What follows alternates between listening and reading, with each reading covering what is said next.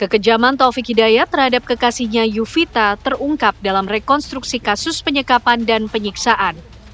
Taufik memperagakan menghajar wajah Yuvita dengan helm hingga membuat korban buta.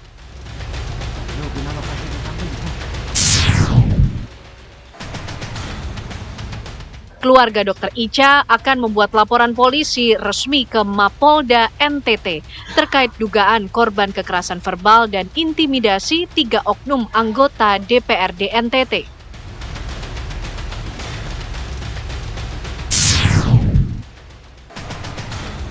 Dr. Tifa didakwa pasal berlapis terkait kasus fitnah dan pencemaran nama baik Presiden ke-7 Republik Indonesia Joko Widodo. Jaksa menilai tuduhan yang disampaikan terdakwa tidak dapat dibuktikan.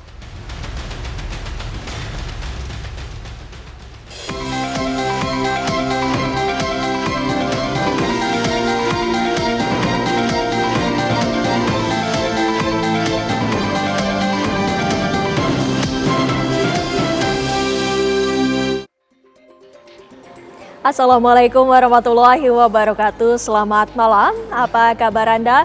Pemirsa, terdakwa Dr. Tifauzia Tiasuma hari ini menjalani sidang perdana dalam kasus dugaan tudingan ijazah palsu Presiden ke-7 Republik Indonesia Joko Widodo. Hari ini Dr. Tifa hadir didampingi oleh 25 advokat dan didakwa pasal berlapis. Kami akan hadirkan bagaimana jalannya persidangan pada hari ini dan akankah Joko Widodo hadir dalam persidangan sebagaimana yang telah disebutkan oleh tim dari pelapor. Kami akan hadirkan, saya Windy Wellingtonia. Dan saya Vena Kintan. Pemirsa, kami juga sudah siapkan beragam informasi menarik lainnya yang akan menemani malam hari Anda. Langsung saja kita mulai Apa Kabar Indonesia Malam selengkapnya.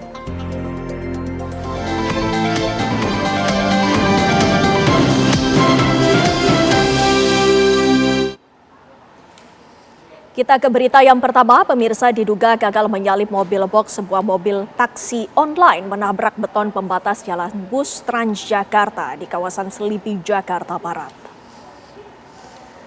Tampak mobil minibus berwarna hitam ini tersangkut beton pembatas jalan dan mengalami rusak berat pada bagian depan.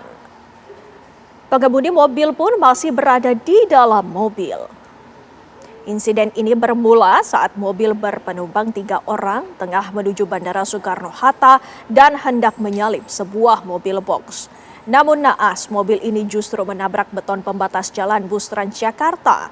2 orang penumpang dan sopir dievakuasi karena mengalami luka-luka. Untuk kepentingan penyelidikan, mobil kemudian dievakuasi menggunakan mobil derek ke kantor unit Laka Lantas Satuan Wilayah Jakarta Barat.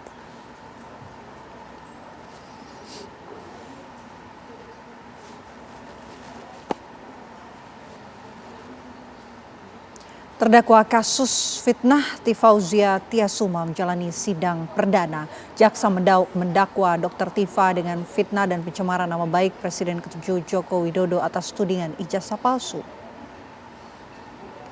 Dalam dakwaannya, jaksa penuntut umum menjerat Dr. Tifa dengan pasal 32 dan pasal 35 Undang-Undang ITE serta pasal 433 dan pasal 434 Kitab Undang-Undang Hukum Pidana atau KUHP yang baru. Menanggapi dakwaan tersebut, Dr. Tifa mempertanyakan bahwa apa yang disampaikannya bukanlah bentuk pencemaran nama baik, melainkan sebuah hasil analisa reproduksi informasi.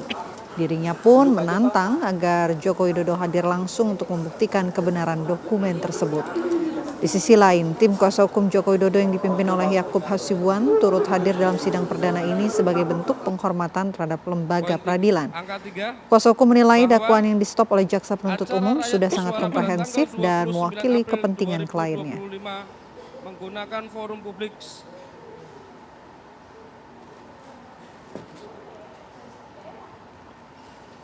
Pengadilan Negeri Jakarta Timur hari ini menggelar sidang perdana kasus dugaan fitnah, pencemaran nama baik serta manipulasi data elektronik dengan terdakwa Tifauzia Tiasuma alias Dr. Tifa. Terdakwa mempertanyakan keberatan atas dakwaan, sementara kuasa hukum Joko Widodo menegaskan kesiapan kliennya untuk hadir dan membawa seluruh ijazah asli pada sidang pembuktian mendatang.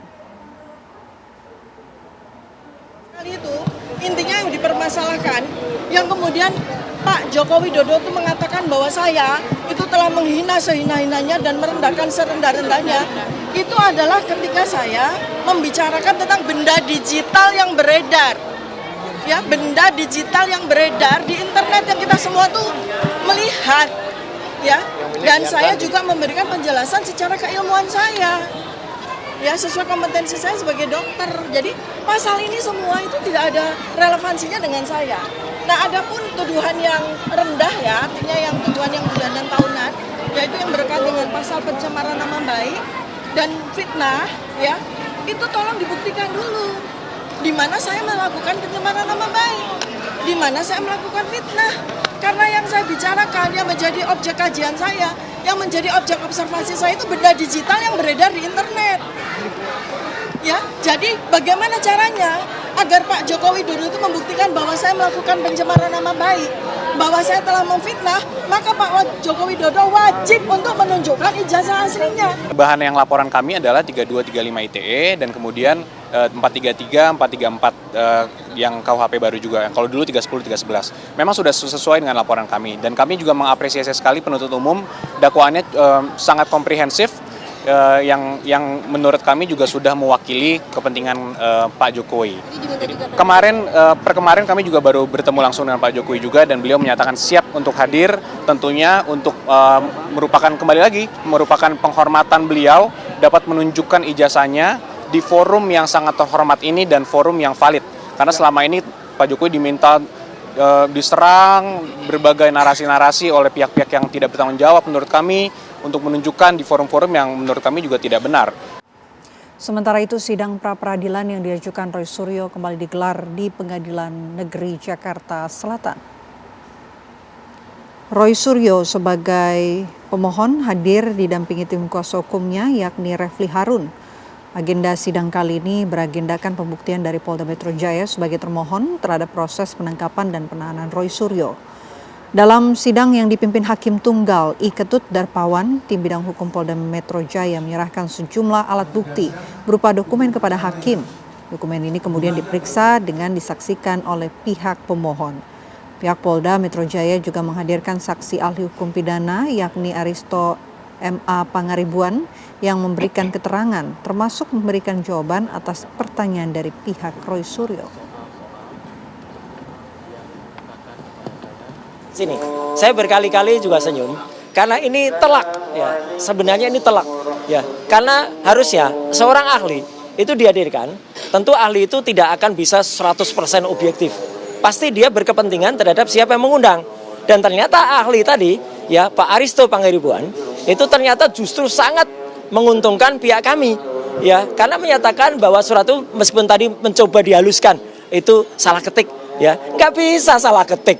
Salah ketik ya cacat formil namanya. Kalau formilnya sudah salah, pasti belakangnya juga salah. Dan itu benar sekali. Tidak hanya pencantuman KUHP baru di dalam surat, tapi juga ada pencantuman kalimat tentang pemeriksaan 1 kali 24 jam. Dan itu tidak terjadi. Tidak ada. Berarti itu bisa dimasukkan juga oleh teman-teman lawyer, baik Mas Refli, Mas Gafur, Mbak Aya, dan juga nanti teman tim yang lain, ada Pak Yasena juga. Itu ada suatu keterangan palsu atau sikap palsu lah, pokoknya itu.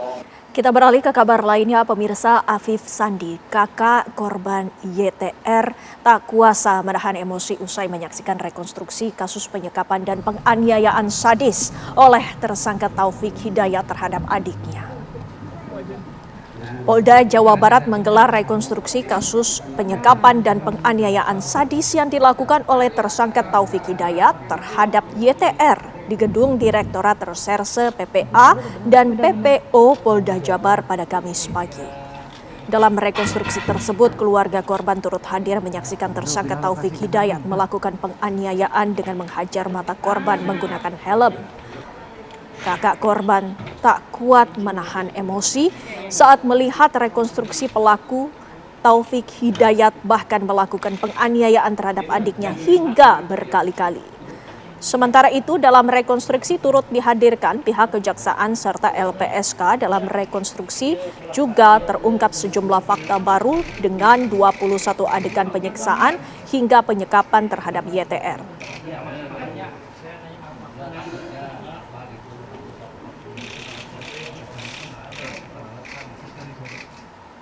Dan pemirsa, saat ini kita telah tersambung bersama dengan Kombes Pol Rumi Untari selaku Direktur Reserse PPA dan PPO Polda Jawa Barat. Selamat malam Bu Rumi Untari. Selamat malam, Mbak. Bu Rumi, kami ingin tahu jalannya rekonstruksi tadi. Apakah benar tadi hanya Taufik seorang yang dihadirkan dalam proses rekonstruksi, Bu? Tadi selain Taufik tentunya ada saksi lain ya yang dihadirkan tadi yang seperti Mbak sampaikan, kita menghadirkan selain pelapor juga korban diwakili oleh kuasa hukum. Kemudian ada saksi yang tentunya peran pengganti ya, saksi untuk melakukan rekonstruksi. Korban di peran pengganti juga untuk melakukan rekonstruksi. Jadi yang hadir tidak hanya Taufik, tapi ada kuasa hukum dari pihak korban. Ya, Bu Rumi, berdasarkan hasil dari rekonstruksi, apakah bisa dipastikan bahwa pelaku melakukan kejahatannya ini seorang diri ataukah ada keterlibatan dari pihak lainnya? Dari hasil penyidikan kami berdasarkan bukti-bukti yang ada, bahwa perlakuan atau penyiksaan dan penyekapan ini dilakukan seorang diri oleh Taufik. Itu juga dikuatkan oleh keterangan dari korban dan bukti-bukti yang kami dapatkan. Jadi tidak ada perbantuan dari orang lain, dilakukan sendiri oleh Taufik. Dari proses rekonstruksi tadi, adakah kemudian temuan baru yang ditemukan oleh pihak kepolisian? Ada temuan satu di TKP 6, yaitu yang TKP terakhir ditemukan awalnya peristiwa ini terungkap, yaitu adanya barang bukti yang digunakan untuk memukul korban yang sudah dibuang oleh pelaku yang kemudian dia ingat yang sudah dia buang. Itu temuannya dari hasil rekonstruksi tadi. Dan itu sudah dicari oleh pada saat oleh TKP dan itu tidak ditemukan karena peristiwanya sudah lama. Bu Rumi, berdasarkan rekonstruksi apakah betul bahwa tersangka ini melakukan penganiayaan menggunakan helm hingga mengalami cacat kepada korban ataukah ada rangkaian penyiksaan lainnya yang juga dilakukan menggunakan alat lainnya, Bu Rumi? Iya benar, salah satunya dia melakukan penganiayaan yaitu memukul dengan helm sehingga helmnya itu pecah. Dan makanya di TKP terakhir kita temukan ada helm beserta pecahan yang dimana pecahannya terdapat darah dan saat ini sedang kita lakukan pemeriksaan di Pusdokes Jakarta. Dan benar selain helm juga ada kayak pemantik api yang digunakan untuk memukul korban. Kemudian dia juga pelaku menggunakan tangan kosong memukul mulut dan pelipis korban dan pemantik api yang mirip senjata itu digunakan untuk juga memukul di daerah lutut sehingga menimbulkan perlukaan luka terbuka. Di samping juga di TKP terakhir kita temukan tadi yang dibuang oleh pelaku meja portable yang besinya sudah dibuang. Itu yang digunakan pelaku untuk melakukan penganiayaan berat ke korban. Rangkaian penganiayaan atau penyiksaan ini berlangsung berapa lama, Bu Rumi? Estimasi waktu itu memang dari TKP 1 ada TKP 6 ya, berawal dari 2004 sampai 2006 di bulan Juni. Ya. 2026. Demikian, Mbak. Iya, di bulan Juni terakhir. Bu Rumi, alat-alat yang digunakan untuk dilakukannya penganiaya ini, adakah barang bukti yang kemudian sempat dibuang oleh pelaku? Ya tadi yang saya sampaikan ada barang bukti kaki besi meja yang sudah dibuang yang kita temukan tadi dalam rekonstruksi yang dibuang di tempat sampah yang itu tidak kita temukan. Itu alat yang digunakan untuk yang lain-lainnya kita dapatkan. Setelah rekonstruksi ini, apa agenda selanjutnya yang akan dilakukan oleh pihak kepolisian, Bu Rumi? Agenda selanjutnya kita akan melakukan gelar perkara kembali dengan temuan-temuan penyidikan yang ada. Adakah nanti perkenaan pasal lain yang dapat kita sangkakan untuk pelaku. Kemudian nanti setelah kita gelar, tindak lanjutnya adalah pemberkasan dan sesegera mungkin kita melakukan pengiriman berkas ke Jaksa Penuntut Umum. Baik, Terima kasih sekali lagi Direktur Reserse PPA dan PPO Polda Jawa Barat Kombes Pol Rumi Untari atas waktunya bersama kami di Apa Kabar Indonesia Malam. Sehat selalu, Bu Rumi. Terima kasih Mbak, selamat malam. Selamat malam. Pemirsa, kami masih akan kembali kasus meninggalnya Dr. Eliza Prinsila Utami Pakainoni atau akrab disapa Dr. Ica memicu kegeraman publik. Sesaat lagi. Dewan Perwakilan Rakyat menggelar sidang paripurna ke-23 di Kompleks Parlemen Senayan, Jakarta, Kamis pagi. Sidang paripurna dengan agenda laporan Badan Anggaran DPR RI mengenai RAPBN dan Rencana Kerja Pemerintah tahun 2027, serta penyampaian RUU tentang pertanggungjawaban atas pelaksanaan APBN 2025. Dalam pembahasan awal, pemerintah dan Banggar DPR menyepakati sejumlah asumsi ekonomi sebagai acuan penyusunan RAPBN 2027. Sidang Dewan yang kami hormati, hadirin yang kami muliakan. Marilah kita memasuki acara pertama rapat. Terima kasih kepada Menteri Keuangan RI yang telah menyampaikan keterangan pemerintah atas rancangan undang-undang tentang pertanggungjawaban atas pelaksanaan anggaran pendapatan dan belanja negara tahun anggaran 2025. Sidang Dewan yang terhormat, selanjutnya pasal 173 ayat 2 Peraturan DPR RI nomor 1 tahun 2020 tentang tata tertib menyebutkan bahwa fraksi menyampaikan pandangannya terhadap materi rancangan undang-undang tentang pertanggungjawaban atas pelaksanaan APBN yang disampaikan oleh pemerintah sebagaimana dimaksud pada ayat 1 dalam rapat paripurna DPR. Kasus meninggalnya Dr. Eliza Prinsila Utami Pakainoni atau akrab disapa Dr. Ica memicu kegeraman publik. Bahkan Bupati Timur Tengah Utara secara belak-belakan menyoroti perilaku minor sejumlah anggota Dewan Daerah terkait kasus ini. Silang pendapat pun mengemuka menyoal apa yang membuat Dr. Ica nekat mengakhiri hidup. Yang jelas kasus ini mesti diusut tuntas, selengkapnya dalam Ulas Utas.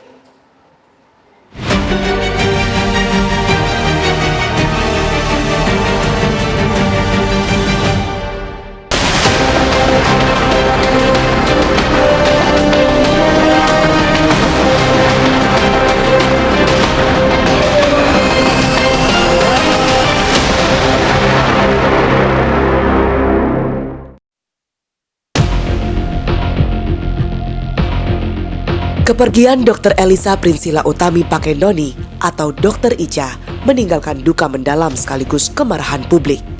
Kasus ini kembali menyorot risiko yang dihadapi tenaga medis dikala memikul tanggung jawab melayani pasien. Bupati Timur Tengah Utara dan Ikatan Dokter Indonesia atau IDI bahkan menyebut insiden ini membuka tabir lama mengenai perilaku arogan oknum wakil rakyat saat bertugas. Dugaan intimidasi verbal terhadap Dr. Ica kini menjadi salah satu fokus penelusuran.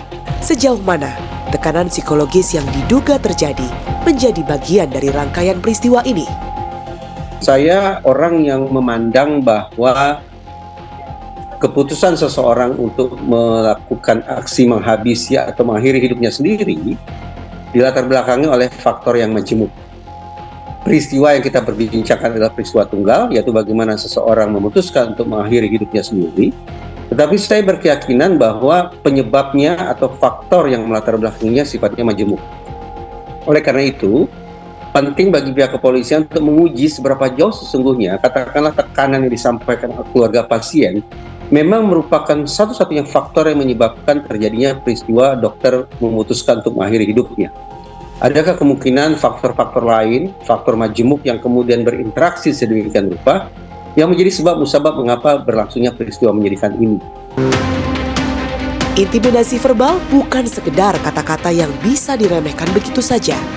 Hukum memiliki celah untuk menindak. Bahkan aturan pidana kini semakin tegas mengatur tanggung jawab bagi mereka yang mendorong orang lain untuk mengakhiri hidupnya. Tentunya ketika ada tindakan abusif, tindakan dalam hal ini misalnya perkataan yang kasar secara verbalisan, ini bisa saja dikategorikan sebagai pengancaman. Cuman agar pengancamannya ini adalah bentuknya tidak kemudian dimaknai secara subjektif tapi objektif, tentu berdasarkan data fakta. Ya, apa bentuk ancamannya, apakah kemudian itu dilakukan juga lewat media yang lain, sehingga itu bisa dijadikan sebagai dasar bukti ya. Misalnya di dalam rumah sakit itu juga kan biasa dilengkapi dengan CCTV ya, atau keterangan-keterangan saksi lain yang membenarkan bahwa telah terjadi katakanlah kalimat-kalimat yang dilontarkan itu sifatnya menyerang, misalnya menyerang kehormatan seseorang, sehingga bahkan bentuknya bisa saja intimidasi atau teror. Ya ini sebenarnya orang itu bisa saja dijerat dengan pasal-pasal pengancaman misalnya. Atau kalau sampai korban itu bunuh diri, di KUHP yang baru pasal 462 itu ketika ada kalimat yang kemudian mendorong orang untuk melakukan satu perbuatan bunuh diri dan orang itu melakukan, orang yang melakukan tindakan itu pun bisa dijadikan tersangka dan bisa dipidana dengan ketentuan pasal 462 KUHP yang baru. Di sisi lain, terduga pelaku pun buka suara, berdalih situasi yang dianggap sebagai intimidasi tersebut terjadi karena kepanikan di saat pihaknya menemui Dr. Ica. Hal ini pun memantik tanya, apakah dalih situasi darurat cukup masuk akal untuk menjelaskan perilaku agresif? Proses berpikir manusia sesungguhnya ada dua sistem. Sistem 1 dan sistem 2. Sistem 2 adalah proses berpikir manusia yang berlangsung ketika dalam situasi normal.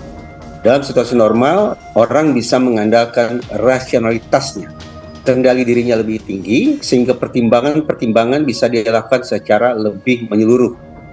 Syaratnya apa? Syarat agar bisa berlangsung proses berpikir dua itu adalah situasinya relatif normal, terkendali, tenang, dan sejenisnya. Selain proses berpikir dua, ada proses berpikir satu. Berbeda dengan proses berpikir dua, proses berpikir satu berlangsung dalam situasi kritis, dalam situasi genting, dalam situasi gawat, dalam situasi berbahaya. Dalam situasi sedemikian rupa, mustahil seseorang bisa mengandalkan rasionalitasnya secara utuh.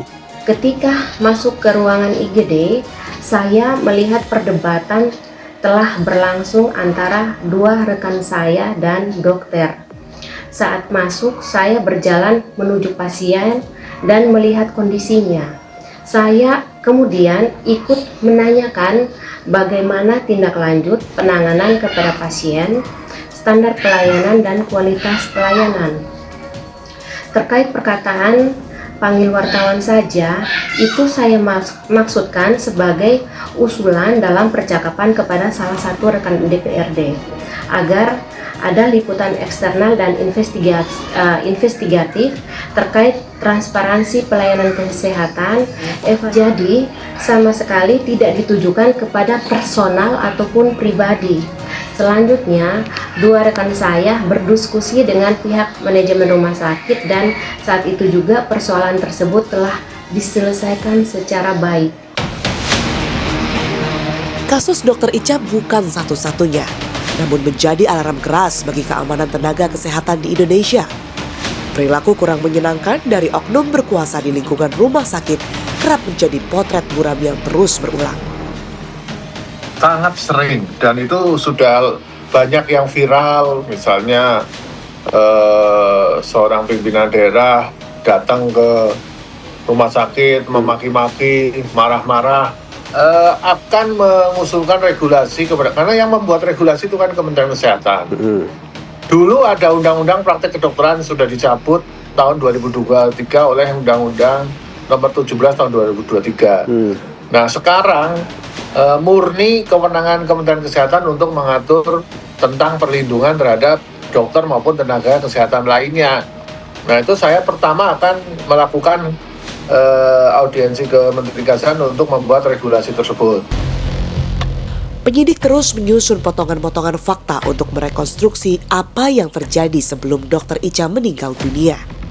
Pemeriksaan terhadap para saksi masih berlangsung, disertai pendalaman bersama para ahli untuk mengkaji dugaan tindak pidana. Mengurai satu persatu rangkaian peristiwa dalam kasus ini bukanlah perkara mudah.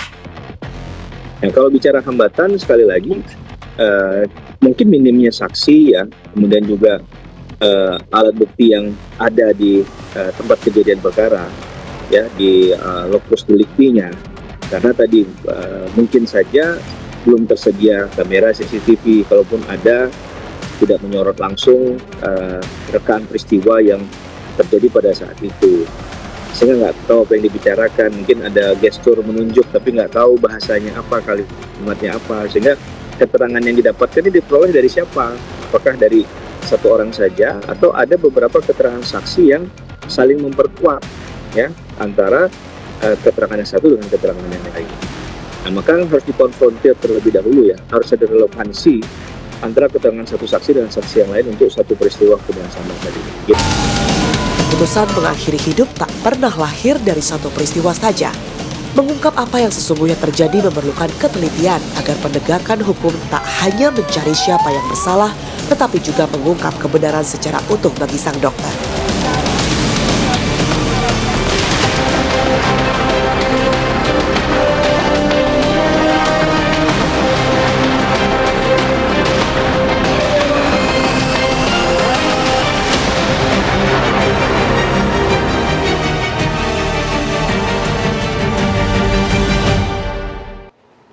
Pemirsa, Dr. Tifa didakwa pasal berlapis terkait kasus fitnah dan pencemaran nama baik Presiden ke-7 Republik Indonesia Joko Widodo. Jaksa menilai tuduhan yang disampaikan terdakwa tidak dapat dibuktikan. Kami akan membahasnya dalam dialog sesaat lagi.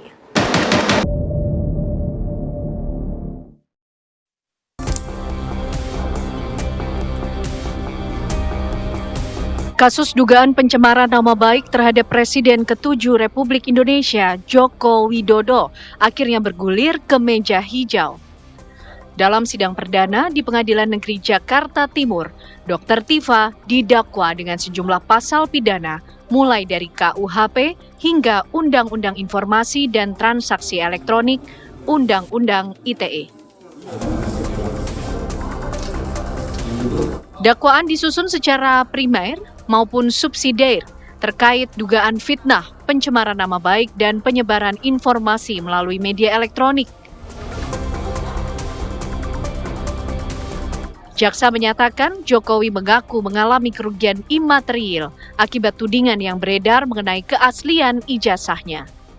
Menurut jaksa, tuduhan tersebut bukan hanya menyerang nama baik, tetapi juga memicu munculnya tudingan serupa dari berbagai pihak.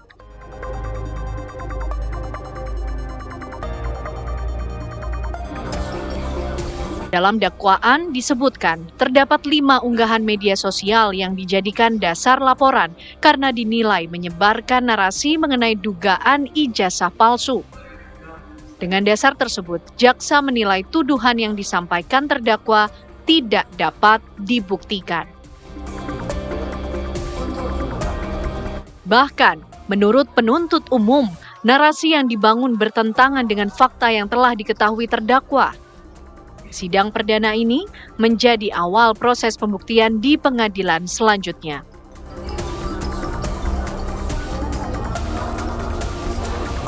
Lantas, apa saja bukti dan saksi yang akan disiapkan oleh pihak Dr. Tifa?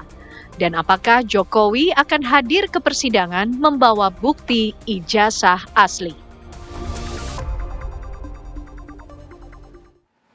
Ya pemirsa, hari ini Dr. Tifauzia Tiasuma melaksanakan sidang perdana dalam kasus tudingan ijazah palsu Presiden ke-7 Republik Indonesia Joko Widodo. Dr. Tifa hadir bersama 25 advokat. Kami akan membahas bagaimana lantas jalannya dari persidangan kali ini bersama sejumlah narasumber yang saat ini sudah hadir bersama kami. Saya akan sapa satu persatu pemirsa. Di sebelah saya terlebih dahulu saya akan menyapa Bang Abdullah Al-Katiri yang merupakan kuasa hukum dari Dr. Tifa. Selamat malam. Assalamualaikum.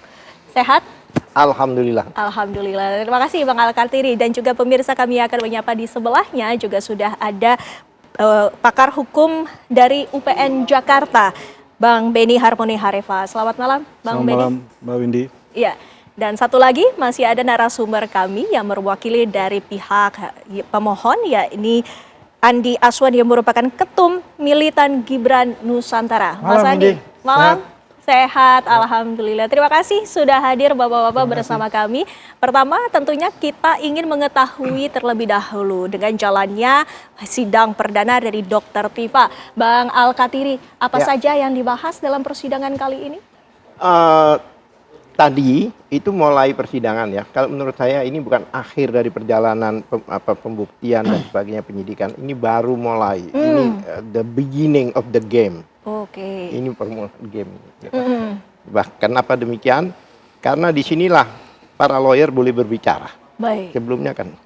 Jadi this is show time for us. Ya. Show time. We are happy. Kita senang banget ya. Jadi bukannya sedih, malah senang. Bahkan dokter Tifa ditanyain, operator tidak. Dia istiqomah, dia tetap jalankan. Padahal resiko kan buat beliau, tapi dia nggak mau. Tetap jalankan. Karena apa? Karena beliau tidak berpikir tentang pribadi beliau, tapi berpikir tentang rakyat dan masyarakat Indonesia. Kepentingan dia nggak ada. Apa? Nggak ada. Kepentingannya satu. Dengan adanya dugaan-dugaan adanya ijazah palsu dan sebagainya, itu ya dibuktikan dengan penelitian dan sebagainya, makanya dia akan on behalf of the citizen, ya, atas nama rakyat Indonesia, bukan atas nama pribadi. Itu yang kami tahu. Dan satu hal lagi, begitu pembacaan dakwaan biasanya, ya kan, mungkin bisa ditanyakan ke ahli pidana, jika sudah dilimpahkan ke pengadilan, seharusnya berkas perkara itu baik yang diberikan pada hakim, diberikan pada jaksa, itu sama juga dengan advokat.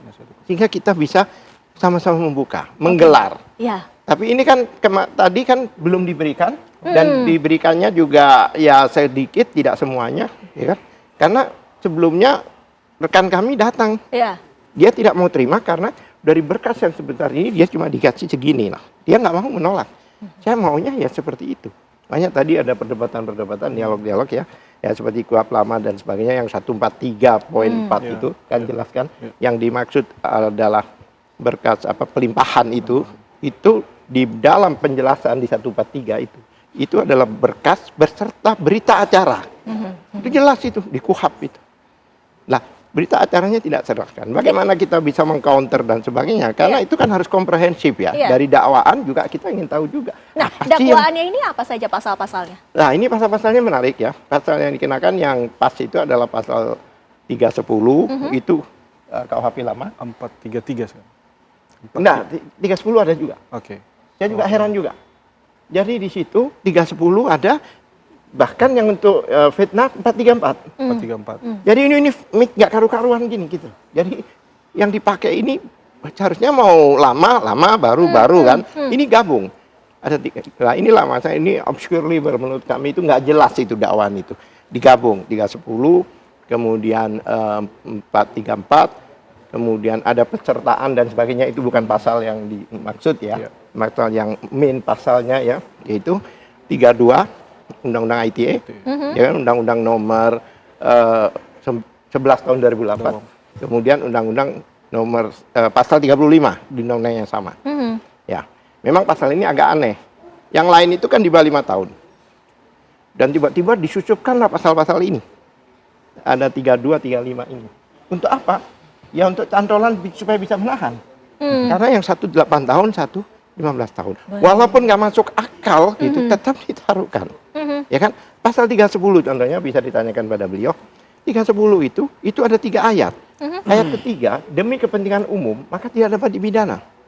Sedangkan yang dimasalahkan ini adalah dokumen publik, dokumen umum, ya kan? Yang sebenarnya sudah terungkap di Undang-Undang KIP, kemudian di Komisi Informasi Publik juga disidangkan, sudah terbukti, bahkan tidak disimpan di ANRI. Padahal undang-undang itu dinyatakan bahwa dokumen yang statis yang sudah tidak digunakan, khususnya yang tahun sebelumnya ya itu kan Pak Jokowi ini kan sudah 2 periode dari 2014 kan.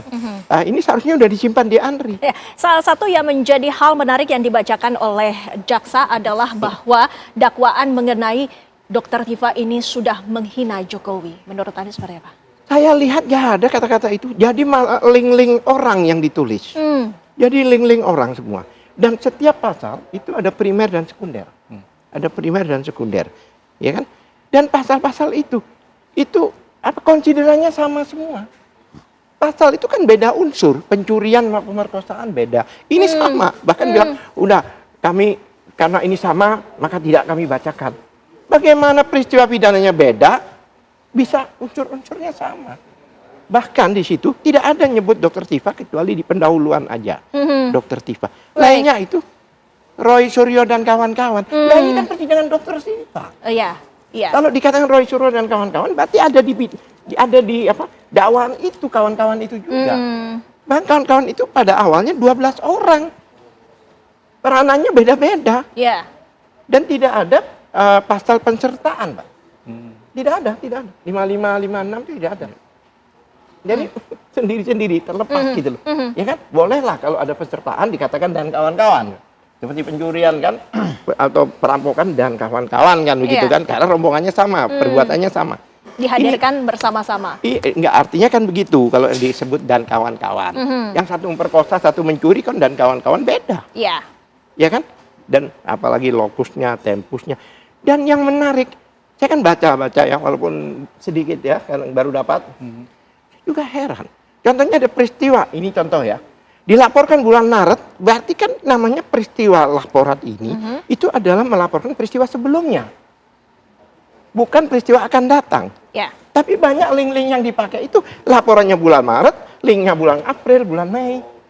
Bagaimana bisa? Ya, baik. Emangnya Nabi Haidir tahu sesuatu yang di depan? Baik. Ini makanya agak aneh. Agak aneh ya. Agak aneh. Baik, Mas Andi, jika dari pihak pemohon sendiri, apakah pasal-pasal yang didakwakan terhadap Dr. Tifa ini sudah sesuai dengan yang diajukan? Ya, terima kasih Indi ya. Tadi saya hadir juga bersama dengan Profesor Firman, kemudian ada Bung Yakob juga hadir di sana. Kita juga ada sedikit diskusi. Kami merasa puas apa yang didakwa oleh jaksa itu sangat rigid ya. Ya. Dari agak supres juga, memang sangat rigid sekali di sana. Dan ya kita berterima kasih bahwa ini kejaksaan benar-benar berhati-hati dalam menetapkan pasal-pasal itu sehingga terdakwa ini lanjut di persidangan ya. Kita sekarang bicara terdakwa karena sudah di persidangan untuk itu. Terlepas dari ada di dalam persidangan tadi ada protes dan sebagainya, itu adalah wewenang ya dari hakim untuk memutuskan, majelis hakim untuk memutuskan untuk itu.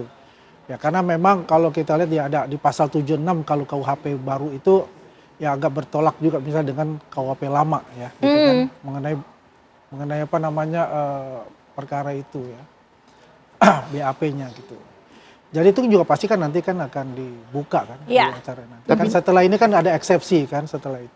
Tapi yang jelas buat kita apa yang dilakukan dalam persidangan tadi pembacaan surat dakwaan itu kami merasa itu ya sudah mewakili dari pihak kami ya pasal-pasal yang disebutkan itu juga sudah mewakili semua untuk bicara itu. Baik. Tinggal bagaimana nanti di persidangan selanjutnya yang katakan KUHP baru itu perlawanan ya. Kalau KUHP baru itu yang tanggal 9 itu kita juga akan mencermati seperti apa nanti di persidangan pada tanggal 9 nanti itu. Termasuk juga yang tadi sempat saya tanyakan mengenai adanya tanggapan dari Jokowi bahwa Jokowi ini sudah dihina sehina-hinanya. Memang secara literal seperti itu?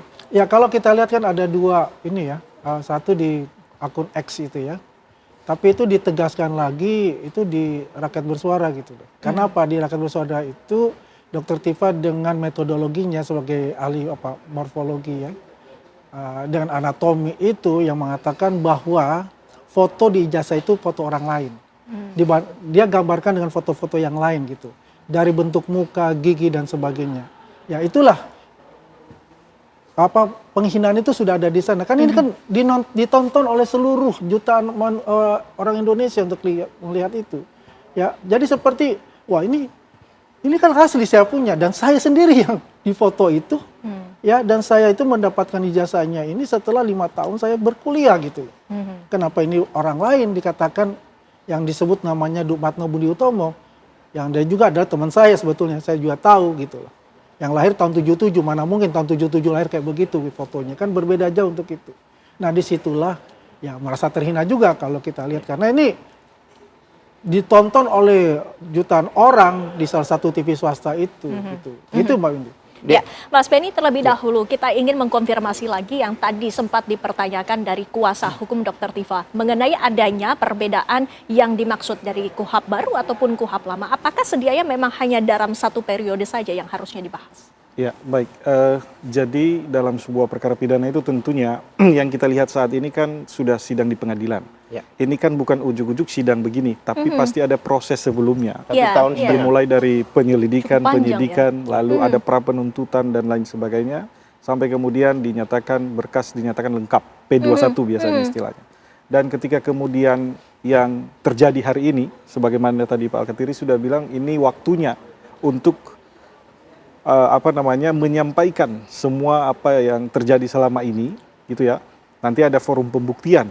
Nah, di situ memang betul-betul yang kita tunggu bagaimana sebenarnya karena pidana itu dia mencari kebenaran material.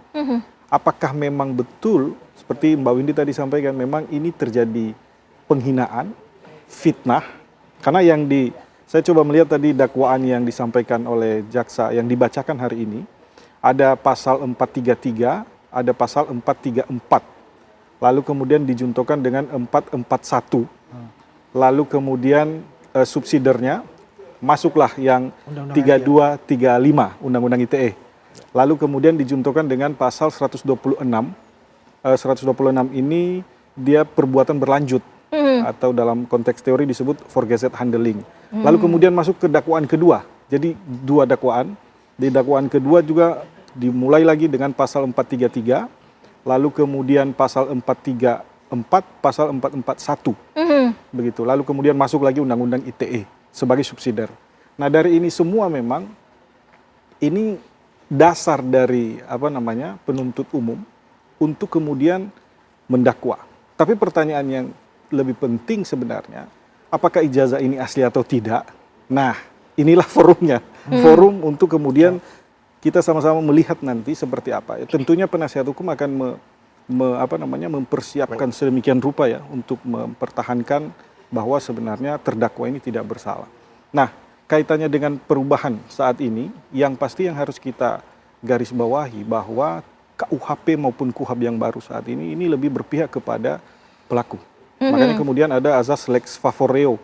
Lex favoreo itu artinya ketika ada perubahan undang-undang, maka yang paling menguntungkanlah yang digunakan. Nah, seperti itu. Dan KUHP baru saat ini, hukum pidana modern kita tidak lagi bersifat retributif ya, pembalasan. Lebih korektif, rehabilitatif, dan restoratif. Makanya dikenal ada RJ, Restorative Justice. Nah, sebenarnya ini catatan yang penting dan barangkali kita lihat perkembangan. Tadi disampaikan 9 Juli ada sidang lanjutan. Agenda berikutnya biasanya itu keberatan dari terdakwa melalui penasihat hukum. Jadi mereka eksepsi ya? Eksepsi namanya. Lalu kemudian diuraikanlah di sana untuk menangkis dakwaan-dakwaan ini. Iya. Pertanyaan selanjutnya, Bang Andi, apakah memang Jokowi akan hadir dalam persidangan seperti yang dijanjikan sebelum-sebelumnya?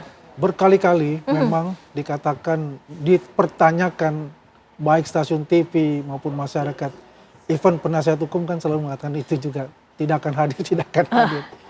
Saya katakan beliau 100% akan hadir karena ini adalah momen yang paling baik untuk beliau untuk menunjukkan ijazah asli Jokowi, ijazah asli beliau yang dituduh palsu ya oleh para terdakwa itu.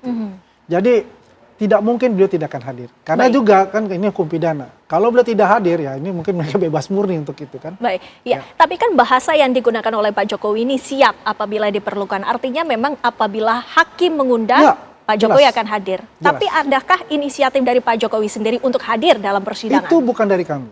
Beliau sendiri mengatakan kepada kuasa hukum beliau, beliau juga mengatakan kepada kami semua, ya relawan juga beliau, ya. Dan juga waktu di Lampung pun juga beliau mengatakan ya beliau akan hadir. Ya, yang penting kan diundang oleh hakim kan. Masa ujuk-ujuk datang? Nggak mungkin dong. Diundang hakim untuk hadir, beliau hadir, ya. Sebagai seorang warga negara biasa, walaupun beliau ini pernah 10 tahun sebagai presiden kita, presiden yang ke-7, ini menunjukkan kepada masyarakat, kepada rakyat Indonesia, beliau ini adalah negarawan. Ketika hukum ditegakkan, ya sebagai panglima di negara ini, ya, beliau hadir untuk itu. Karena beliau adalah sebagai warga negara yang taat akan hukum. Ya, Bang Al-Katiri menanggapi jika memang Pak Jokowi akan hadir? Bang Andi ini bukan kuasa hukumnya. Kemarin saya dialog langsung dengan kuasa hukum, ada dia juga menyatakan bahwa ada kemungkinan juga hadir dengan Zoom. Baik. Disebut itu. Bahkan mungkin pertama kali, sekali aja datang, setelah itu Zoom. Dia bilang, Zoom itu memang diperbolehkan. Tetapi kan harus ada alasan. Contohnya ya, ada orang pada saat di BAP lagi di Jakarta nih. pada begitu pemeriksaan di pengadilan, dia lagi di luar negeri nih. Ya masa hakimnya ke sana. Jadi bukan zoom, ini bukan pilihan. Tapi harus punya alasan yang jelas. Kalau dia bilang 100%, di sana mengatakan tadi lawyernya langsung ada kemungkinan zoom. Nah, oleh sebab itu kami akan tolak jika zoom. Satu. Kedua lagi, tadi dibilang ini sudah rigid. Kalau menurut saya bukan rigid, ribet, iya. Bukan rigid lagi ya. Ini ribet. Dan juga Bang Andi harus jelas, ya kan. Mengatakan yang dimaksud dia itu KUHP apa KUHAP gitu loh. Kan ini beda. Undang-undangnya beda. Ya kan yang disebut tadi itu saya juga bingung juga yang mana ini KUHAP. Karena gini, di dalam undang-undang yang baru, KUHP yang baru, ya kan, di dalam pasal 361A ya, itu dijelaskan bahwa jika pada waktu pemeriksaan, penyidikan dan sebagainya, jika pada waktu undang-undang itu diterapkan, posisinya itu dari taraf penyidikan, maka digunakan KUHP yang lama. Itu jelas itu. Dalam penyidik. Lah kemarin itu pada waktu di Rapid itu, mereka kebingungan. Rapid ini kan masalah penyidikan, tapi yang diajukan KUHP yang baru. Makanya ribut itu kan di Rapid itu. Nah, seperti itu. Lah, syukur di sini ada ahli pidana. Saya mau bertanya juga pada beliau, ya kan? Saya tadi 310 ayat 3 tadi, demi kepentingan umum, ya kan? Karena apa? Ini adalah dokumen umum, dokumen publik. Karena digunakan sebagai persyaratan pada waktu jadi presiden. Kalau udah ternyata dokumen publik, yang mana publik itu boleh meneliti dan sebagainya. Seperti tadi katakan dengan metodologi, lah metodologi itu kan penelitian. Emang penelitian dilarang meneliti sesuatu, ya kan? Kemudian pasal yang dikenakan lagi, kan ikut serta dan sebagainya, penyertaan itu pasal yang bukan utama. Ada Pak, makanya kalau bisa udah dapat belum mereka ditayangkan, saya bisa tanya ke beliau. Ya, satu. Yang 32 itu menyatakan bahwa barang siapa ya mengotak-atik ini, mengganti, menghilangkan. Manipulasi. Ya oke. Ya kan, informasi elektronik, dokumen elektronik milik orang lain. Bukan dokumen elektronik milik orang lain. Selama ini kan Jokowi nggak pernah mengupload. Jadi milik siapa dokumen informasi elektronik ini? Kecuali dokumen gitu aja. Ya kan, anggap bukan ijazah. Ini adalah milik orang yang mengupload, dalam hal ini adalah Dian Sandi. Diakui. Lah kok yang melaporkan Jokowi? Itu pertanyaan. Ya, itu saya mohon jawaban itu. Contohnya ya, saya berkali-kali bilang, saya mengupload fotonya Michael Jackson. Ini dokumen elektronik itu milik saya. Fotonya biasa nih, saya upload. Bukan milik Michael Jackson. Lah itulah pasal-pasal yang tidak masuk akal. Yang menarik lagi pasal 35, bahkan hukumannya 12 tahun. Barang siapa mengganti begini, hampir sama ya. Mungkin pernah baca ya. Ya kan, sesuatu yang tidak benar atau palsu menjadi autentik, menjadi asli. Kan kebalikan. Kalau memang ijazahnya palsu dibuat asli, seharusnya kan menguntungkan buat Jokowi. Kok malah dikenakan? Kalau pemahaman itu, ya kan, bahwa dokumen yang nggak benar gini kemudian dijadikan autentik kena pasal itu. Berarti kesimpulannya apa? Jika pasal itu digunakan, berarti ada pengakuan dokumennya palsu dibuat autentik sama orang-orang ini. Itu juga harus dilihat. Nah, kita akan bahas lebih dalam lagi mengenai apa saja persiapan-persiapannya. Kalau persiapan kami bukan ditahan persiapan. dulu Bang Al-Kartiri, kita masih akan membahasnya sesaat lagi.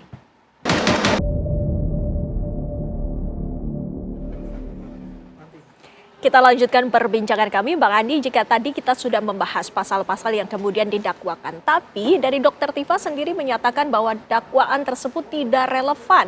Bagaimana pendapat Anda? Ya, saya tidak masuk ke itu adalah sudah di dakwaan ya, surat dakwaan dari kejaksaan ya.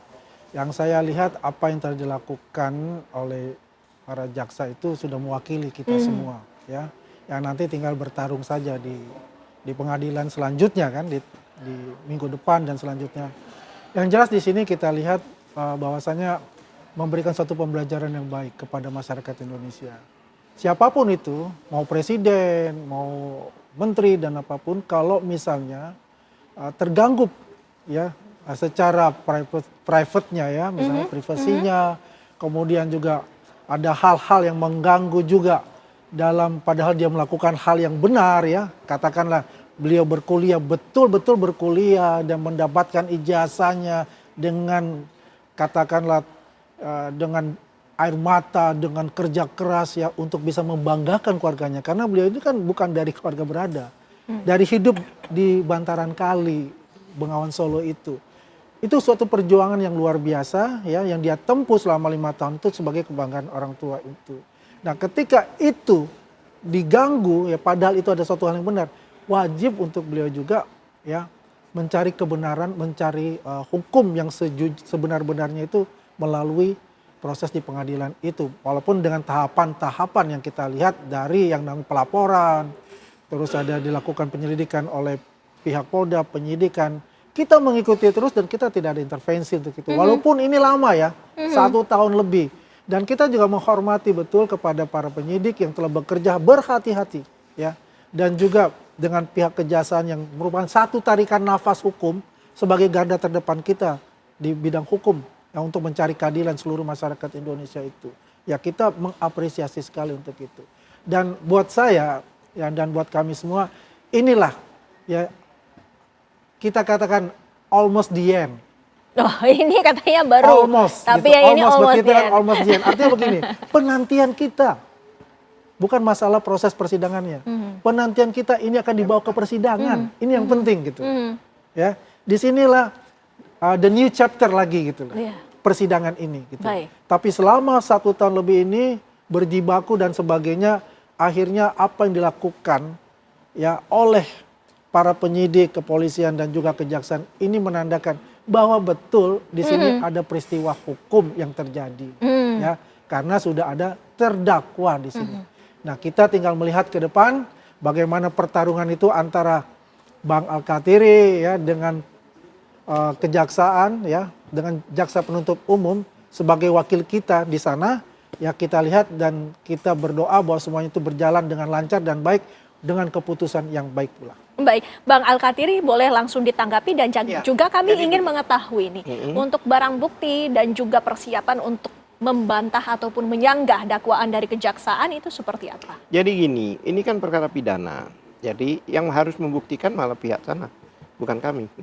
Adalah pihak pelapor. Betul. Dan kami men-challenge nanti bukti-buktinya itu. 709 dan sebagainya. Kalau dia bilang ini sudah hampir hampir selesai apa tadi? Iya. Iya, saya bilang this is the beginning of the show. Ya kan? Why? Ya kan? Bahkan episodenya berbeda bahkan bisa sampai 3 tahun ke depan. Kenapa demikian?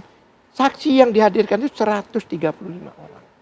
Ahlinya berapa? Kemudian belum saksi dari kita. Ya kan? Anggap aja kita potong 150 lah digabung semua itu. Ya, biasanya kami kalau sidang ini aja dakwaan aja hampir sampai sore. Itu 1 atau 2 itu sudah maksimal. Karena kita gali sampai tengah malam.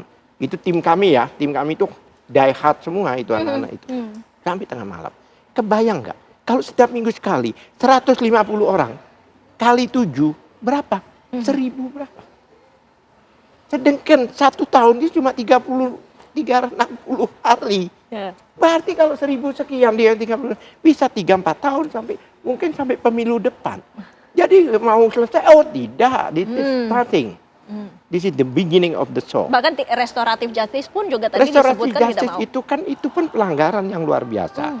Karena restoratif justice itu kan untuk orang yang hukumannya diantaranya tuntutannya itu di bawah 5 tahun. Respon kan ada juga pasal 32, 35. Kenapa di restoratif justice? Bahkan menurut saya, ya kan, laporan di Polda ini adalah catat dalam kandungan. Bahkan mati dalam kandungan. Kenapa? Ada 2 hal yang seharusnya batal demi hukum inilah. 1, peristiwa di Mabes Polri itu belum selesai. Pada waktu itu, pada pemeriksaan laboratorium itu ada ketentuannya, Bang. Syarat formil di Perkapnya sendiri, Perkap nomor 10 tahun 2009, yang jelas jika memeriksa satu barang bukti dalam satu, ya kan, itu harus dilampiri, wajib loh itu, laporan polisi dan laporan itu ada nomornya. Kemudian ada berita acara dari siapa saksi dan bahkan tersangka.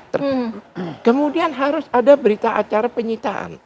Dan penyitaan itu menurut KUHP baru dan KUHP lama, kalau KUHP 1 pasal 1.16 kalau lama 35 dinyatakan bahwa penyitaan itu adalah dalam taraf penyidikan, penuntutan, dan persidangan. Lah ini masih dumas, belum ada laporan. Padahal syarat itu adalah wajib. Ya. Lah dengan adanya itu seolah-olah tidak terbukti penyidikannya sehingga dia bisa melapor di Polda. Kami protes, dijawab oleh Irwasum.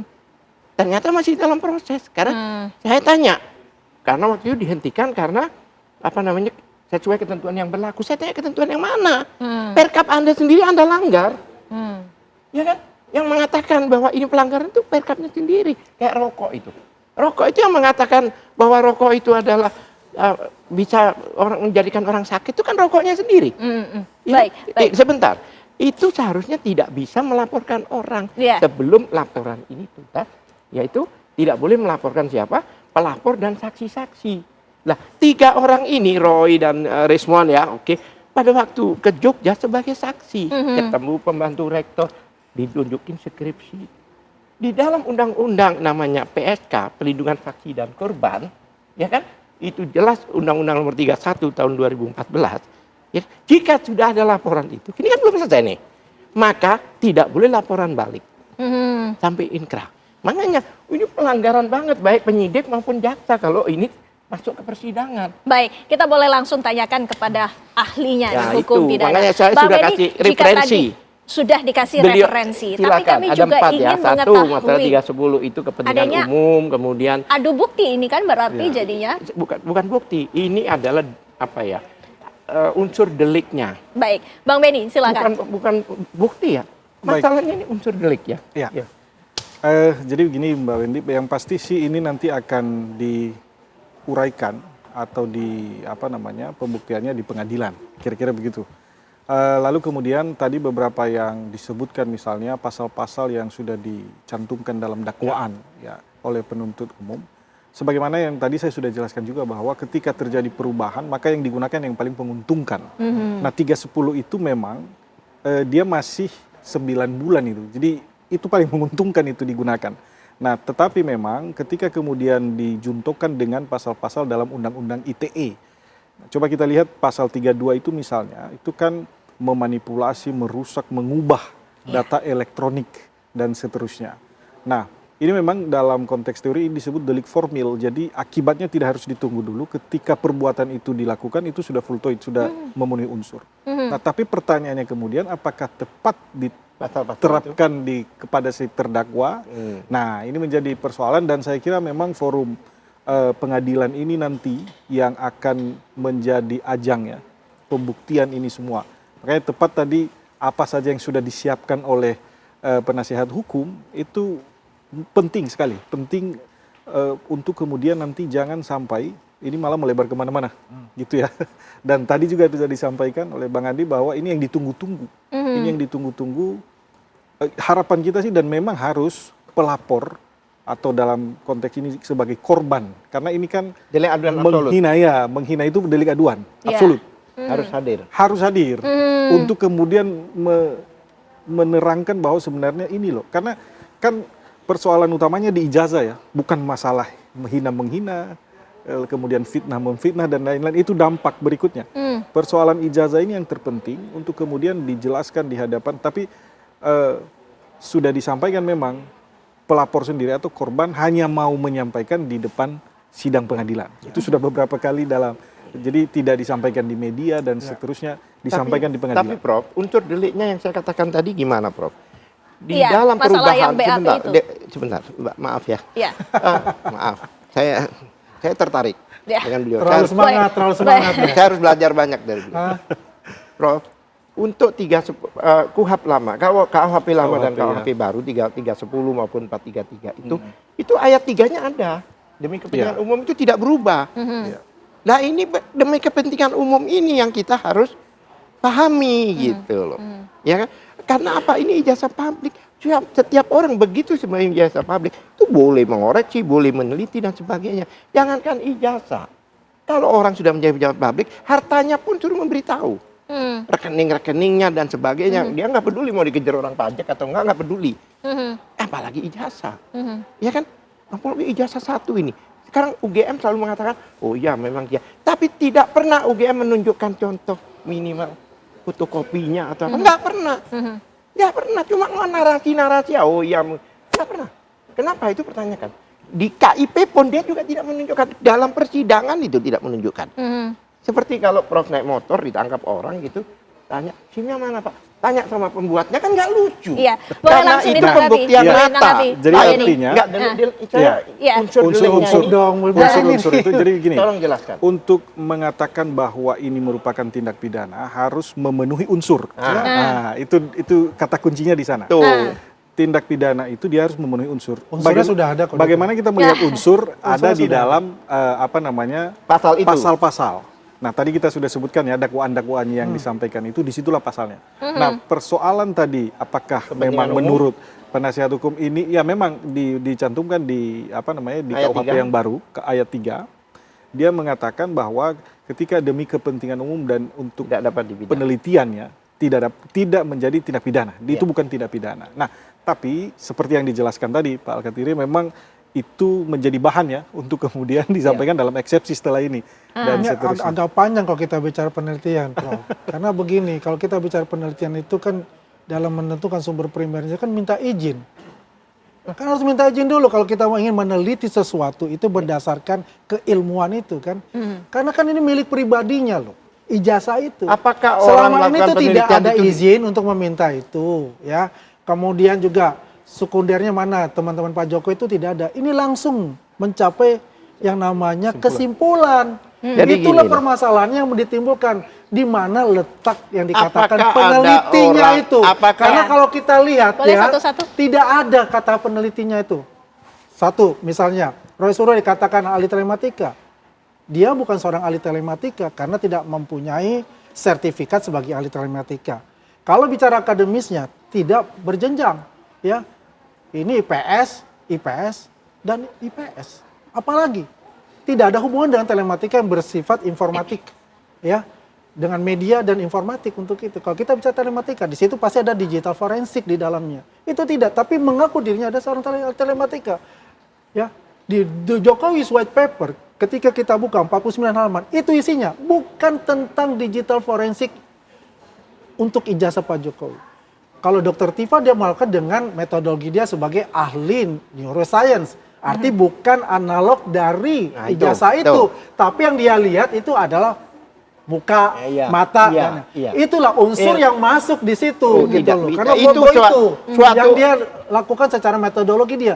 Itu sangat berbahaya. Maka unsur fitnahnya tidak itu ada juga larangan karena semuanya itu dilihat oleh masyarakat Indonesia dan terpengaruh. Banyak sekali masyarakat yang terpengaruh mengenai hal itu. Baik. Ya. Tidak Jadi ada. intinya di sini kita lihat di persidangan itu haknya dari penasihat hukum ya untuk berdebat berdasarkan kalau kita kembalikan ke mereka. persidangan ya percuma kita diskusi di sini.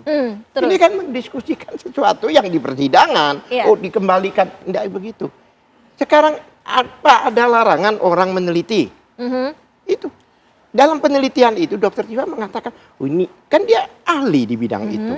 Dia hanya mengatakan, oh ini kayaknya bukan orang ini. Apa salahnya di situ? Dia meneliti itu. Ya, kalau Roy Suryo dan sebagainya ini, itu kan bukan Dr. Tifa. Ya kan? Kenapa dalam dakwahnya dan kawan-kawan? Ya kan? Nggak bisa seperti itu. Apalagi pasal ikut serta 5556 nggak ada di situ. Kalau ada masuk akal dan kawan-kawan. Ini beda. Satu nyuri sepeda, satu memperkosa, satu penipuan. Unsurnya sama. Dikatakan oke, karena ini sama maka tidak dibacakan. Nggak bisa. Setiap pasal unsurnya beda. Itu semua sama dan bukan dijungtukan. Ini alternatif. Gitu loh. Alternatif itu, ya kan? Ada sekunder itu sampai yang 1, 2, 3, primer, subsidiar. yang 4, ya, yang primer, 4, 5 itu alternatif, yang tambahan IT tadi, ya kan? Itu kan saya mengajar undang-undang ITE, saya katakan. Makanya saya bilang, apakah sama informasi elektronik, dokumen elektronik dengan dokumen analog, sama nggak? Itu pertanyaan saya. Sebenarnya yang dibahas di undang-undang itu adalah dokumen elektronik. Baik. Untuk eksepsi sendiri Bang Al-Khattiri apa saja yang nanti akan dihadirkan? Ya kami itu semua yang kita katakan itu tidak benar. Satu. Yang tadi yang menarik, sekarang Mbak melaporkan sesuatu orang, peristiwanya. Ada nggak peristiwa yang bulan depan dilaporkan sekarang? Itu peristiwa seperti itu. Iya. Dia laporkan bulan Maret, tapi link-link yang dipakai itu bulan April, bulan Mei, bahkan lebih jauh lagi. Dari situ kalau jaksa mengatakan itu benar dan sebagainya, ya perlu sekolah lagi jaksanya. Baik. Kita akan terus memantau bagaimana perkembangan dari kasus ini. Terima kasih sekali lagi Bang Alkatiri, Bang Beni, Bang Andi. Waktunya bersama kami di Apa Kabar Indonesia Malam. Dan pemirsa, kami juga masih akan menghadirkan sejumlah informasi lainnya selepas jeda pariwara berikut ini.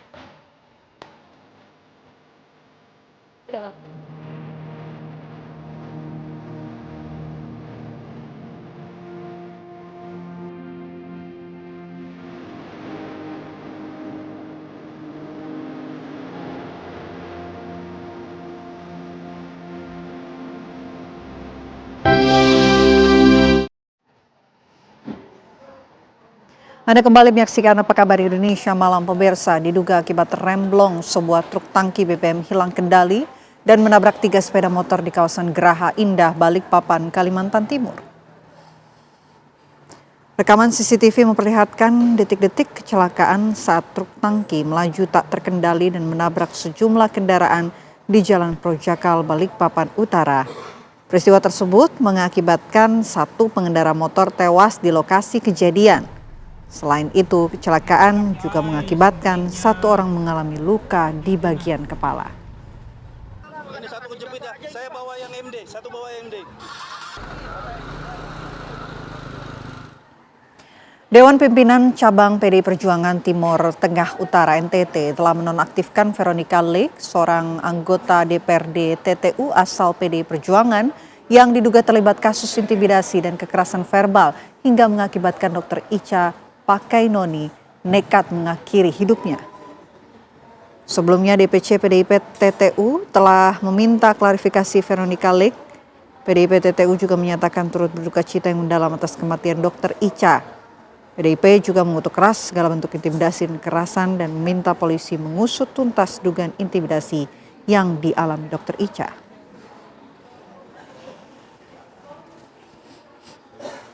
DPC PDI Perjuangan Kabupaten Timur Tengah Utara memutuskan untuk menonaktifkan sementara kader partai atas nama Ibu Veronica Lake dari seluruh kegiatan kepartaian di lingkungan DPC PDI Perjuangan Kabupaten Timur Tengah Utara dan lembaga DPRD Kabupaten Timur Tengah Utara.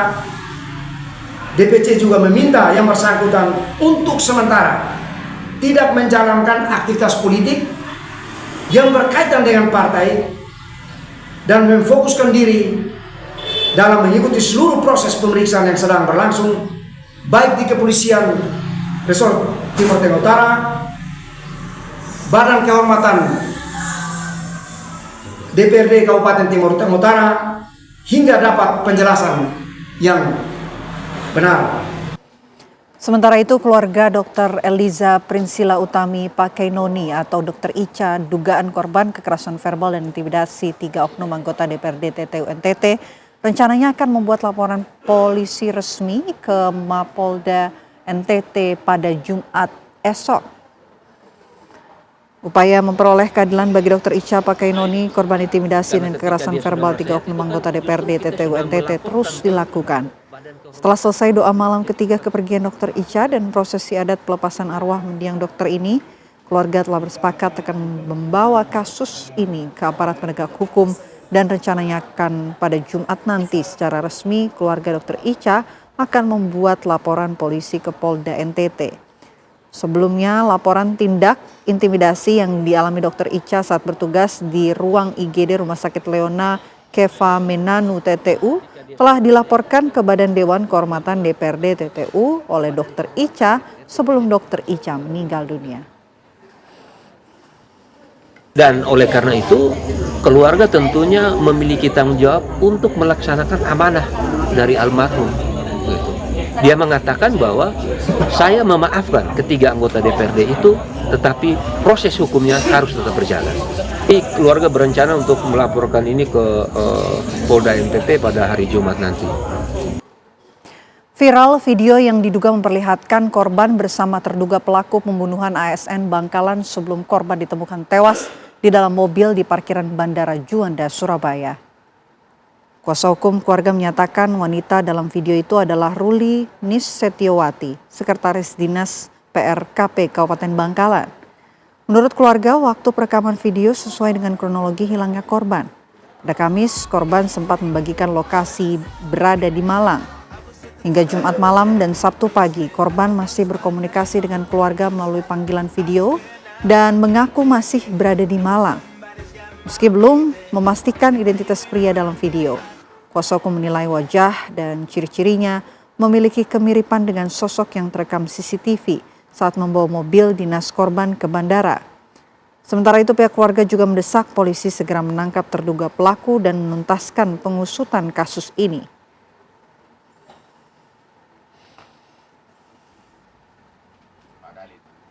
Dan untuk mengetahui perkembangan terbaru pemirsa, kami telah tersambung bersama dengan Kasih AKP Tri Novi Handono selaku Kasih Humas Polres Sidoarjo. Selamat malam Pak Tri. Selamat malam Mbak, selamat malam, salam presisi. Baik, Pak Tri, kami ingin tahu Pak informasi terbaru yang didapatkan oleh pihak kepolisian mengenai misteri kematian ASN di Bandara Juanda. Sejauh ini bagaimana Pak informasi terbarunya? Ya, terima kasih Mbak. Akan saya sampaikan bahasanya perkembangan sampai hari ke-8 ini, kami dari pihak kepolisian masih menunggu hasil laboratorium forensik Polda Jatim. Jadi kami belum bisa menyimpulkan dengan pasti penyebab kematian almarhumah RYS. Namun kami tetap melakukan penyelidikan yang bekerja sama dengan pihak kepolisian Polda Jatim, instansi terkait, dan polres-polres terdekat. Dan kami juga mengumpulkan data-data yang sesuai apa yang ditampilkan tadi adalah juga mengenai CCTV, juga termasuk juga pengumpulan data-data tersebut. Dan juga kami melakukan pendalaman dan juga melakukan pemeriksaan terhadap saksi-saksi. Demikian Mbak. Mengenai video yang beredar Pak di media sosial mengenai terduga pelaku dan juga korban, apakah itu adalah terduga pelaku Pak Tri? Apa yang sudah saya sebutkan tadi, kami tetap melakukan pendalaman. Salah satunya adalah bukti maupun informasi dari CCTV itu merupakan suatu data-data pengumpulan nanti. Kami akan berikan informasi terupdate apabila sudah ada titik terang adanya tindak pidana tersebut, Mbak. Sejauh ini pemeriksaan terhadap sejumlah saksi bagaimana Pak jalannya? Ada berapa saksi yang sudah diperiksa oleh pihak kepolisian? Yang jelas sudah ada saksi yang pertama yang ada di TKP, yaitu dari saksi yang menemukan ya di parkiran Terminal 1 Bandara Juanda dengan inisial CE, dan yang kedua sudah ada dari keluarga yang datang di TKP juga, itu merupakan suatu ada titik terang juga melakukan perbedaan, dan juga ada beberapa yang sudah dilakukan pemeriksaan, Mbak. Adakah kesulitan untuk kemudian melacak keberadaan dari terduga pelaku ini, Pak Tri? Sementara kami melakukan penyelidikan dan mari kita bersama-sama berdoa untuk semoga peristiwa ini atau kasus ini terungkap, Mbak. Demikian. Baik, terima kasih banyak Pak Tri. Kasih AKP Tri Novi Handono selaku Kasih Humas Polres Sidoarjo sudah meluangkan waktu di Apa Kabar Indonesia Malam. Kita tunggu informasi terbarunya. Selamat malam. Ya, terima kasih. Selamat malam. Salam presisi. Pemirsa, Satreskrim Polres Metro Jakarta Selatan membekuk komplotan pelaku curanmor yang kedapatan membawa 2 senjata api rakitan. Penangkapan berawal dari patroli petugas yang mencurigai gerak-gerik salah satu pelaku di kawasan Pondok Indah, Jakarta Selatan. Tim unit Resmob Satreskrim Polres Metro Jakarta Selatan menangkap 2 pelaku yang juga residivis curanmor berinisial MS dan F, warga Lampung. Penangkapan dilakukan di kawasan Taman Sari, Jakarta Barat setelah petugas membuntuti salah satu pelaku yang menunjukkan gerak-gerik mencurigakan saat patroli di kawasan Pondok Indah, Jakarta Selatan. Dan dari hasil penggeledahan, petugas menemukan 2 senjata api rakitan lengkap dengan 10 butir amunisi kaliber 9 mm. Polisi juga menyita 3 kunci letter T, 4 anak kunci palsu, serta 1 unit sepeda motor hasil kejahatan. Para pelaku mengaku menjual hasil curian ke wilayah Banten. Pihak kepolisian masih terus mendalami asal-usul senjata api rakitan tersebut serta memburu jaringan penadah dan pelaku lain yang terlibat.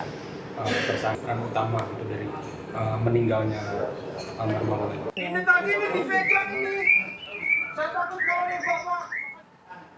Antrean panjang kendaraan di SPBU masih terus terjadi di sejumlah wilayah. Pengendara khususnya pengguna bahan bakar jenis solar menunggu hingga berjam-jam demi mendapatkan BBM yang mereka butuhkan.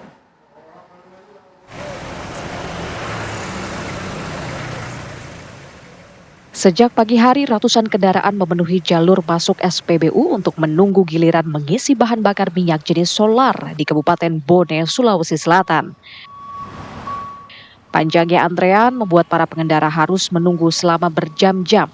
Bahkan tak sedikit yang mengaku sudah mengantre lama namun tetap tidak mendapatkan solar yang dibutuhkan. Kondisi ini berdampak pada aktivitas para pengguna kendaraan diesel, terutama mereka yang menggunakan kendaraan untuk keperluan usaha maupun distribusi barang.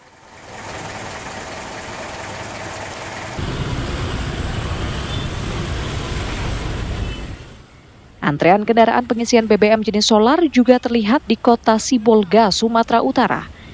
Kendaraan yang didominasi truk dan angkutan umum ini tampak mengular hingga 3 km, sehingga mengganggu arus lalu lintas di sekitar SPBU. Kelangkaan BBM jenis solar pun dikeluhkan oleh masyarakat. Pengendara truk dan angkutan umum harus bertahan di jalanan hingga berjam-jam demi mendapatkan pasokan solar. Warga dan para sopir berharap ada solusi atas permasalahan sulitnya mendapatkan solar yang mereka hadapi. Dari Kabupaten Bone, Sulawesi Selatan dan Sibolga, Sumatera Utara, Herman Hois dan Suwandi Panggabean, TV One mengabarkan.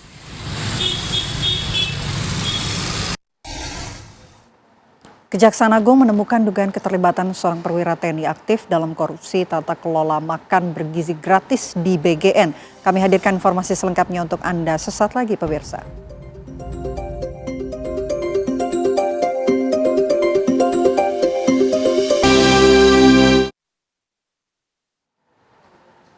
Potongan pendapat ojek online yang sebelumnya sebesar 20% kini turun menjadi 8% sudah berlaku. Pemerintah juga akan perlakukan para pengemudi ojek online atau ojol pun sebagai pegiat usaha mikro sehingga dapat mengakses program pemberdayaan seperti kredit usaha rakyat.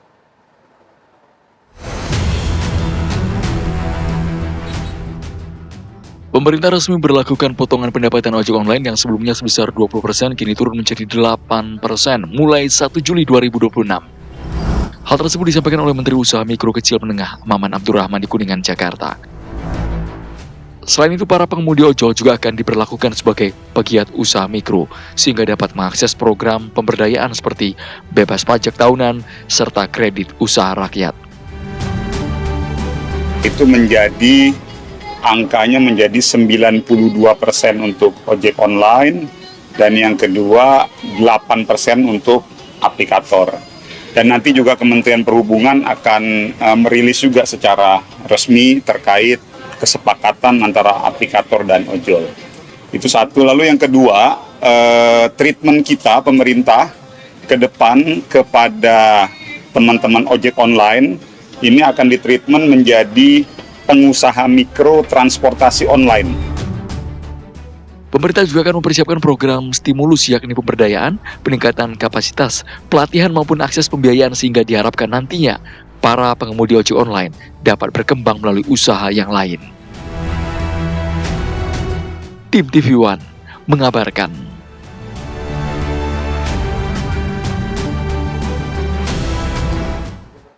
Sementara itu, Wakil Ketua DPR Cucun Ahmad Syamsurijal meminta Kementerian Perhubungan untuk menyusun aturan teknis mengenai kebijakan pemotongan komisi ojek online menjadi maksimal 8%. Pajak turun karena si pengusahanya menurunkan tarif sehingga menjadi pendapatan kepada si pengemudi ini turun, tapi ada yang diuntungkan yaitu pelanggan atau para konsumen masyarakat yang menggunakan jasa pengemudi dari online ini.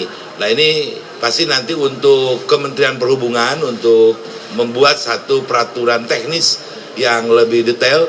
Nanti komisi terkait, terutama Komisi 5 yang akan menindaklanjuti supaya tadi tidak ada pemahaman yang salah ya. Tetap bahwa 92% itu sesuai komitmen yang difasilitasi oleh DPR, pemerintah dengan pengusaha sudah menjalankan komitmen itu.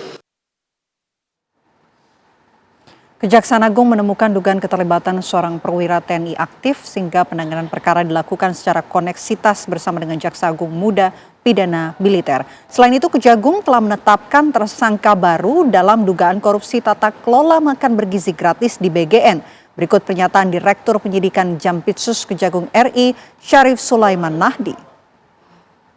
Menemukan adanya keterlibatan oknum TNI aktif ya di sini yang menjabat selaku Sekretaris Deputi Bidang Penyediaan dan Penyaluran BGN dan juga selaku pejabat membuat komitmen atau PPK dalam pengadaan barang jasa ya, terutama pengadaan sepeda motor gitu ya.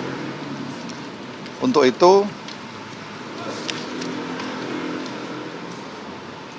penanganan terhadap oknum tersebut yaitu saudara BU itu dilaksanakan secara koneksitas bersama dengan penyidik pada Jaksa Agung Muda Militer. Kemudian yang kedua, pada beberapa hari yang lalu kami menetapkan satu orang tersangka lagi, yaitu saudara LMI. Ini menjabat selaku Kepala Biro Hukum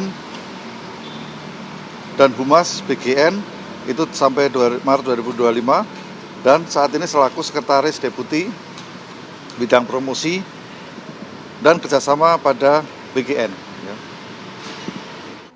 Presiden Republik Indonesia Prabowo Subianto menyambut kedatangan Presiden Republik Belarus Alexander Lukashenko dalam rangka kunjungan kenegaraan di Istana Merdeka Jakarta pada hari ini. Kunjungan ini menjadi momentum dalam mempererat kerjasama strategis antara Indonesia dan Belarus. Kedua kepala negara pun menyaksikan penandatanganan sejumlah kesepakatan kerjasama bilateral, sekaligus meluncurkan peta jalan penguatan hubungan Indonesia-Belarus periode 2026 hingga 2030. Peta jalan tersebut akan menjadi landasan pengembangan hubungan bilateral yang lebih terarah dan konkret selama 5 tahun ke depan. Presiden Prabowo menyebut kedua negara bersepakat memperkuat kerjasama di berbagai bidang strategis, terutama ketahanan pangan, pertanian modern, industri, perdagangan, serta pengembangan teknologi. The President of the Republic of Belarus will proceed to the State Palace of the Republic of Indonesia, followed by the members of the official delegate. Ledakan terjadi di sebuah pabrik di kawasan industri Candi Semarang, Jawa Tengah. 1 orang meninggal akibat peristiwa ini.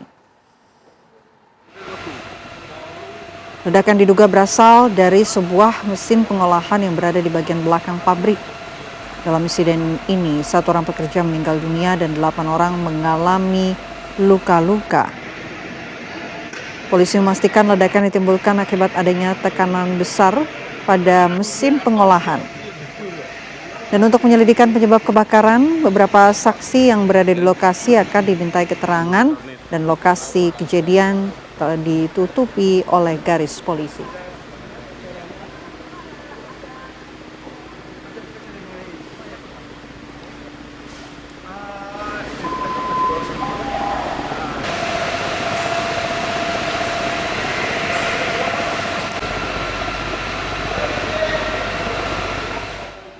Kekejaman Taufik Hidayat terhadap kekasihnya Yovita terungkap dalam rekonstruksi kasus penyekapan dan penyiksaan. Informasi selengkapnya akan kami hadirkan untuk Anda sesaat lagi.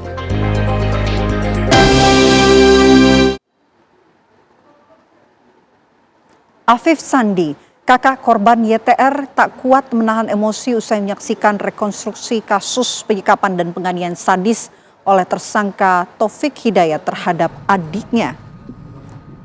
Polda Jawa Barat menggelar rekonstruksi kasus penyekapan dan penganiayaan sadis yang dilakukan oleh tersangka Taufik Hidayat terhadap YTR di Gedung Direktorat Reserse PPA dan PPO Polda Jabar pada Kamis pagi. Dalam rekonstruksi tersebut, keluarga korban turut hadir menyaksikan tersangka Taufik Hidayat melakukan penganiayaan dengan menghajar mata korban menggunakan helm. Kakak korban tak kuat menahan emosi saat melihat rekonstruksi pelaku Taufik Hidayat, bahkan melakukan penganiayaan terhadap adiknya hingga berkali-kali. Sementara itu dalam rekonstruksi turut dihadirkan pihak kejaksaan serta LPSK. Dalam rekonstruksi terungkap sejumlah fakta baru dengan 21 adegan penyiksaan hingga penyekapan terhadap YTR.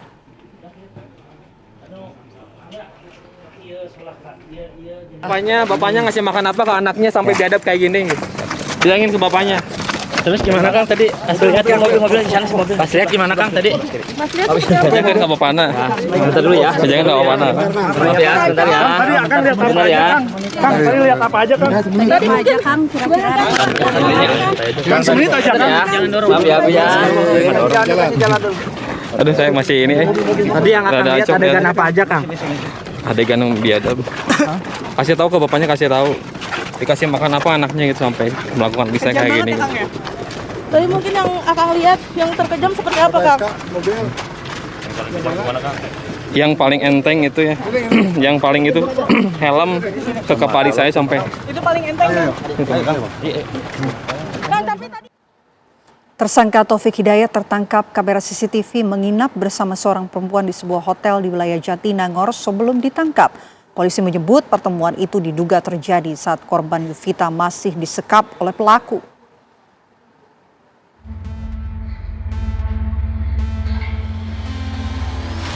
Inilah rekaman CCTV yang viral saat tersangka kasus penyekapan dan penyiksaan Taufik Hidayat terhadap kekasihnya Yuvita berada di sebuah hotel bersama seorang wanita yang dikabarkan berada di wilayah Jatinangor. Polisi menyebut pertemuan itu diduga terjadi saat korban Yuvita masih disekap oleh Taufik. Taufik pun telah mengakui video tersebut.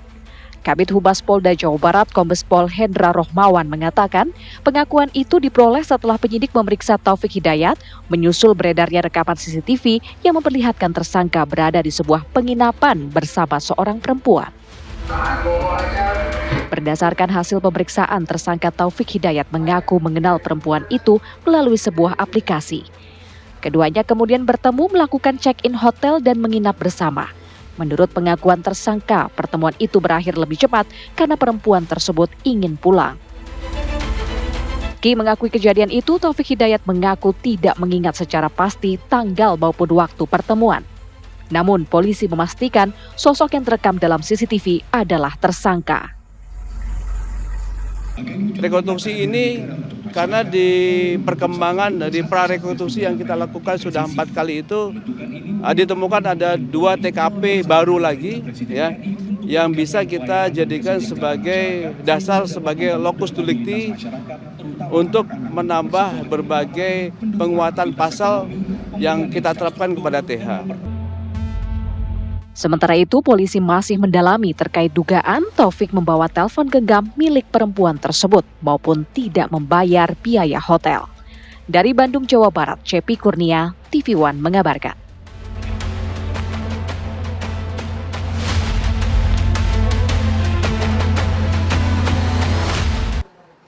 Diduga tidak bisa berenang, remaja berusia 14 tahun tenggelam di Sungai Cipeles, Kabupaten Sumedang, Jawa Barat. Setelah pencarian sekitar 2 jam lebih, jasad korban atas nama Noval Budianto berhasil ditemukan di kedalaman 5 meter. Peristiwa tewasnya korban bermula saat korban bersama dengan 4 temannya berenang di aliran Sungai Cipeles. Diduga karena tidak bisa berenang, korban tenggelam di kedalaman 5 meter.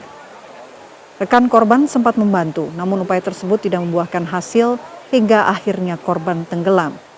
Usai dievakuasi, jasad bocah dibawa ke rumah duka untuk selanjutnya dimakamkan.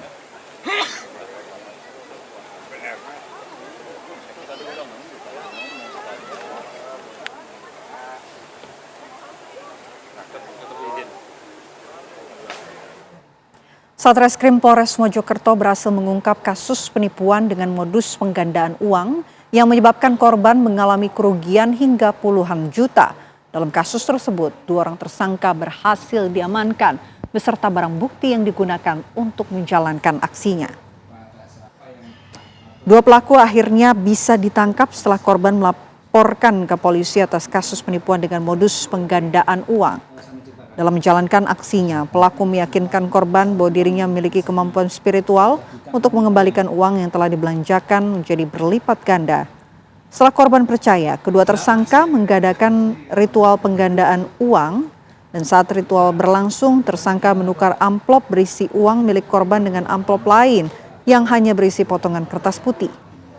Setelah para tersangka meninggalkan lokasi, korban baru menyadari bahwa amplop yang diterimanya bukan lagi berisi uang, melainkan potongan kertas. Sementara itu dari tangan kedua tersangka, polisi mengamankan sejumlah barang bukti berupa 1 unit mobil, tas hitam, amplop berisi potongan kertas, 2 unit telepon genggam, pakaian yang digunakan saat beraksi, serta sejumlah dokumen pendukung.